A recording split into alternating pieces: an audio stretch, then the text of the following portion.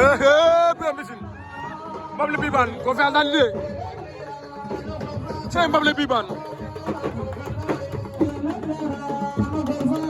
man confiance daan de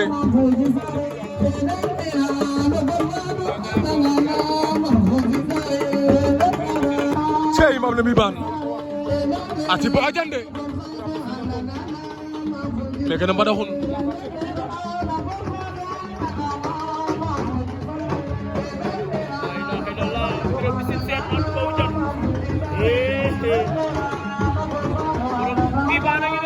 waaw